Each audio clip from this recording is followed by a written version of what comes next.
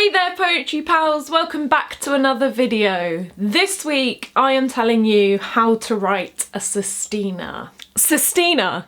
More like sustine, ugh, am I right?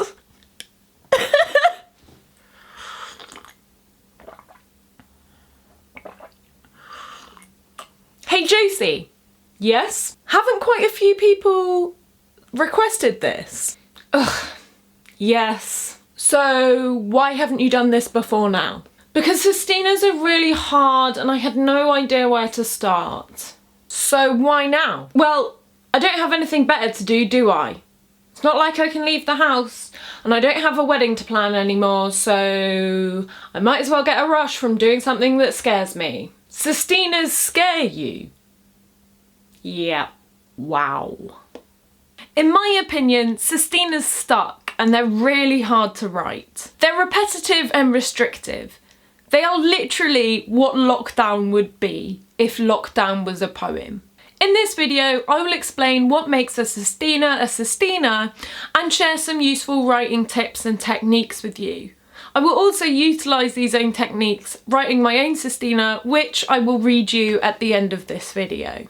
Before I get into the video, please make sure you're subscribed and have the notifications turned on. It's really key for small creators like me so that my videos get seen, as I'm less likely to come up on your recommended videos. If you're new here, I have a whole series about how to write a poem videos. You can watch the playlist wherever it pops up in this moment. Also, make sure you're following me on all my other social media, which is @JosieAlfordPoet. I'm actually really close to 500 likes on my Facebook page. Super cute, I know. But when I hit 500 likes, I'm gonna get drunk and do some poetry and do a Q&A live on Facebook. So if that's something you're into, links in the description below, come join me. So as usual for me, when approaching writing a new form, I turn to my copy of A Poet's Manual and Rhyming Dictionary. They've got loads of really in-depth history on each form and the defining features of each form. The sestina was invented by Arnaud Daniel towards the end of the 13th century.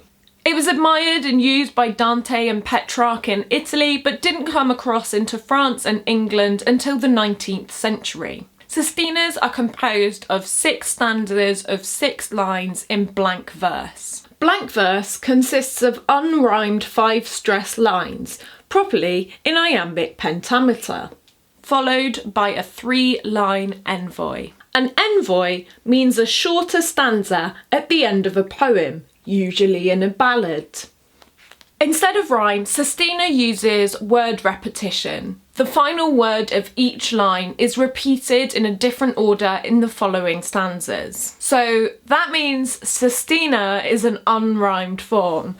Ew, no rhyme here. Yes. Having said that, rhymed sestinas are a thing. After the sestina made it across to England, a lot of English writers clearly hated themselves and decided to make it more difficult by adding an A-B-A-B-A-B rhyme scheme, which then becomes a B-A-B-A rhyme scheme. Doesn't matter. My point is, for the purposes of this video, I'm sticking to the traditional form of an unrhymed sestina. However, if you do want me to do a video on how to write a rhymed sestina, first of all, I hate you, and second of all, leave a note in the comments below. If 10 people ask for it, I will do a video on how to write a rhymed sestina. So, as I said earlier, instead of rhyme, you have repeating words. The final words of each line in the first stanza is repeated in a specific way throughout the following stanzas. I will use my nifty graphic skills to show you the order of how the final words are repeated. If you were going for a traditional sestina, it has to be repeated in this way. Once you've mastered the sestina, you might decide that you want to break the rules and repeat them in a slightly different order. By all means, that's okay. But for the purposes of this video, I'm going to be sticking to the rules as much as I can. It is important when writing a new form to read some great examples of that form so you can see how sestinas are done well. I've included some links to Sestinas that you can read online, as well as a really great video from Button Poetry from one of their poets performing a Sestina live. I mean, another example is the poem that I will read you at the end of this video. I'm not saying it's a good example of how to write a Sestina, but it's the best I could do in the time I let myself had for making this video. So here are my step-by-step guide on how to go about writing a Sestina. Number 1 is a mind map. Mind maps are a really great way of organising your thoughts and getting down a variety of ideas of things that you can include in your Sestina. Sestinas are a really great way of exploring a theme, an idea or an event in great detail. So try and have a think about what you're going to explore while you're doing your mind map. It's also a good idea to think how that theme, idea or event applies specifically to you. Sometimes you can make it far too general and not pay attention to your individual experience, which is going to make your Sestina more unique. For me, I decided to write about the feeling of being trapped. I'm writing specifically about my experience of lockdown, mainly because I feel like the Sestina form is so restrictive that it actually reflects the experience of lockdown fairly well. Whilst you're doing your mind map, try your best to think of great metaphors and similes to include in your poems. Have a think about any recurring imagery or themes that you want to use, and that can help you decide on what language you're going to do. So once you've finished your mind map, you're going to have to think about the 6 words that you're going to use in your Sestina.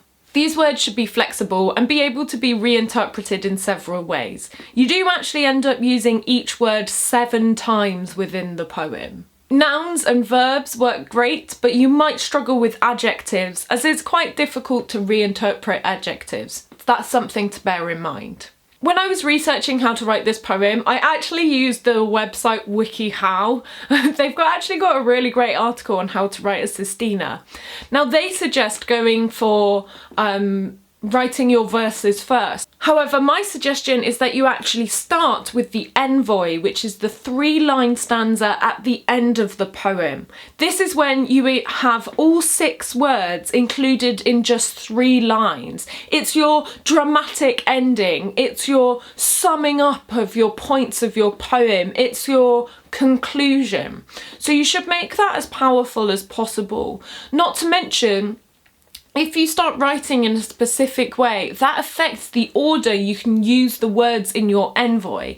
If you start with the Envoi, that helps you to shape the stanzas that come before it. So I started with my Envoi. Obviously there are only 3 lines, but your 6 words appear halfway through the line and then at the end of the line. So that's something to bear in mind. So the next step is to get on with it and write the poem. I suggest writing out all of your words, as in your final words, down for the whole poem down your page.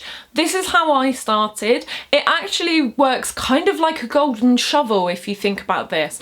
I've made a video on how to write a golden shovel here. Ding! So you have your words at your end of the lines written down first. You have your mind map next to you, so you've got an idea about what you want to go, where you want to go, and how you want to approach it. Now it's time to get on and write. I realised as I was writing that one of the easiest ways of making it flow is by using enjambment. Enjambment is when you have a run-on sentence or clause that runs on from the end of one line into another. It can also be across stanzas. This is the bit that took me the longest. I have to say, even though I was kind of rushing to get this done because I needed to get it out for feedback, this process still took me about an hour. So I have to say one of the most difficult bits I had when I was writing out my first draft was actually sticking to the iambic pentameter. I really wanted to stick to the traditional rules of the Sestina. 1, because I thought it would be cool to do it for this video, and 2, it seems like I hate myself. So if you can see in this footage of me writing it, you can see me tapping out on my fingers. That is me counting syllables. And yeah, so sticking to iambic pentameter was important to me for this one. And if you are trying to really tighten up your discipline when it comes to writing, I thoroughly recommend it, even though it can be really frustrating. So the next step is to read it out loud. This can really help expose any issues with flow, as well as any issues with your syllables. Just because a line has 10 syllables does not necessarily make it iambic pentameter. So reading it out loud can really help expose any awkward bits. When you are reading it out loud, be sure to circle or highlight any bits where you find yourself tripping over so that you can come back to edit it later. So the next step is to send it out for feedback. So the people who offered to give me feedback were my good pal Rich, who isn't a poet. He had a quick read through, gave me his thoughts, and then my two poetry pals were Kat Lyons, you can follow her, I'll put some links in the description below, and my other good pal Tom Denbigh, whose book, And Then She Ate Him, is out with Burning Eye Books and includes a Sestina. So I'll include a link to all of Tom's social media and where you can buy his book in the description below. You might want to be specific about the feedback that you're asking for. I told them to keep it fairly general. I didn't want to be prescriptive, but I did tell them that I am sticking to the rules of this. So no, you can't fuck with the last word of each line, and no, you cannot mess with the length of each line because I need it to stay in iambic pentameter. And I have to say, Tom Denbigh was the one who struggled with that the most. He basically wanted me to turn it not into a Sestina. However, if you do want to ask the people for specific questions, you might consider asking them, does it make sense? Does it flow well? Is it clear what I'm talking about? How can I improve it? So once you've got your feedback and you've read it out loud, now it's time to edit. What I found really interesting is that even though these three people I asked for feedback were totally different in their styles, they all had some similar things to say about certain parts of the poem. So it made sense for me to definitely change those ones. The interesting thing about receiving feedback from people is deciding whether you're going to pay attention to it and make the changes that they think you should. I think it's really important for you to have a strong identity about what you want from the poem and be clear about that with yourself. But it's also important to be open to feedback from people. So when three very different people tell me that there is a problem with a particular stanza, I'm going to listen because they're right. There was a problem with it. One of the bits of key feedback I got from both Kat and Tom was that the words I'd chosen were too difficult and too close to the subject matter. I have to admit the words that I chose were too close to the theme of lockdown, one of the words actually being lockdown. I think if I was going to approach this challenge again, I would pick some more open words that allow for a bit more interpretation. However, I really enjoyed that feedback, but I decided not to follow it because I wanted to actually film this video at some point. So I made the changes I could, and I think it has ended up being a stronger poem overall. But one thing I would like to do, maybe I can do a video on it, is coming back to it and really getting into it. Like if I was going to give this poem a true Indian head massage to change its outlook on life and really get into some of the changes that Kat and Tom suggested. Another important thing to bear in mind with editing is your grammar and punctuation. Just because you're writing a poem does not mean that you get to ignore punctuation. One of the best tricks I ever learned for editing your punctuation and grammar in a poem is to write it out as if it was prose, proofread it like that, and then put the line breaks back in. This really helps you to ascertain whether you're using your punctuation correctly. So I advise giving that a go. And finally, the title.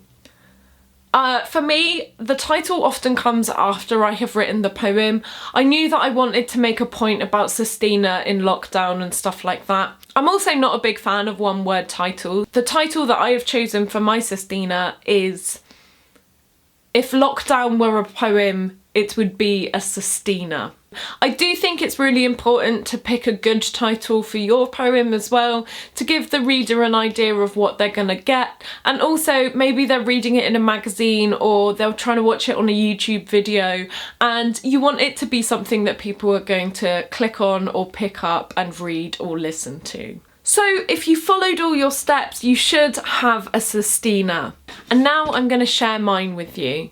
I hope you enjoy it. It's called If Lockdown Were a Poem, It Would Be a Sestina. It has been 58 days since lockdown started and we all have been told to stay home. Nothing but watching the news on screens. I worry a lot and I'm not alone in killing time while we are all so trapped inside our four walls waiting for freedom.